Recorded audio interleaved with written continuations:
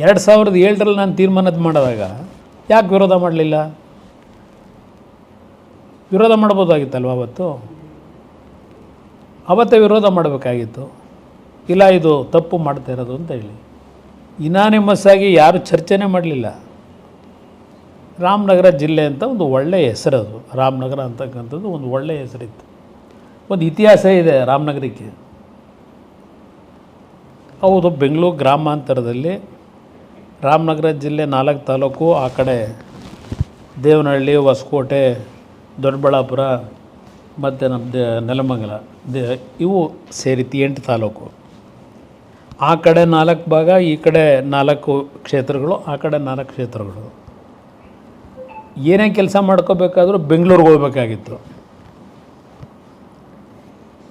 ರಾಮನಗರ ಜಿಲ್ಲೆ ಮಾಡಿದ್ರಿಂದ ಜನಕ್ಕೆ ಮನೆ ಬಾಗಿಲಲ್ಲಿ ಕೆಲಸ ಆಗ್ತಕ್ಕಂಥ ಒಂದು ವಾತಾವರಣ ಅವ್ರಿಗೆ ಅನುಕೂಲ ಆಗಿದೆ.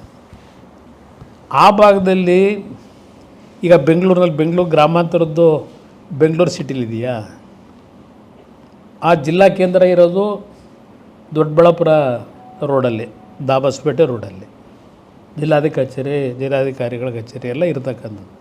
ಅವರೇನೋ ಭಾಳ ಬುದ್ಧಿವಂತರಂತೆ, ಪಾಪ ಅವನು ಯಾರೋ ಹೇಳೋರೆ, ನನ್ನ ಜೊತೆಲೇ ಇದು ಮಹಾನ್ ಭಾವ. ಭಾಳ ಬುದ್ಧಿವಂತರು ಬೆಂಗಳೂರು ಗ್ರಾಮಾಂತರದವರು, ಅದಕ್ಕೆ ಬೆಂಗಳೂರು ಗ್ರಾಮಾಂತರ ಅಂತ ಇಟ್ಕೊಂಡ್ರು ಅಂತ. ಬೆಂಗಳೂರು ಗ್ರಾಮಾಂತರ ಅಂತೇಳಿ ಕಂಟಿನ್ಯೂ ಮಾಡಿದ್ದು ಕುಮಾರಸ್ವಾಮಿನೇ. ಅವ್ರು ಯಾರು ಇಟ್ಕೊಂಡಿದ್ದಲ್ಲ ಅದನ್ನ. ಈ ರಾಜಕಾರಣಕ್ಕೆ ನಾನು ಈಗ ತಲೆ ಕೆಡಿಸ್ಕೊಳ್ಳಲ್ಲ. ಆಮೇಲೆ ಅದೇನೋ ಇಲ್ಲಿಗೇನೋ ಕಳಿಸಿದ್ರಂತಲ್ಲ ಹೋಮ್ ಮಿನಿಸ್ಟರ್ ಕೇಂದ್ರ ಸರ್ಕಾರಕ್ಕೆ, ನನಗದು ಏನೂ ಸಂಬಂಧ ಇಲ್ಲ. ಅವ್ರು ಕಳಿಸಿದ್ದೂ ಗೊತ್ತಿಲ್ಲ, ರಿಜೆಕ್ಟ್ ಮಾಡಿ ಇವ್ರು ಕಳಿಸಿರೋದು ನನಗೆ ಗೊತ್ತಿಲ್ಲ.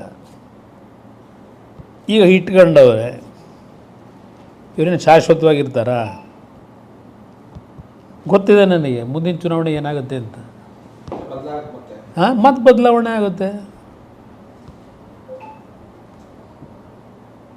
ಏಕೆಂದರೆ ಆ ಜಿಲ್ಲೆಗೆ ನಾನು ರಾಮನಗರದ್ದು ಹೆಸರನ್ನೇ ಇಡಬೇಕಾದ್ರೆ ಅದಕ್ಕೊಂದು ಇತಿಹಾಸ ಇದೆ.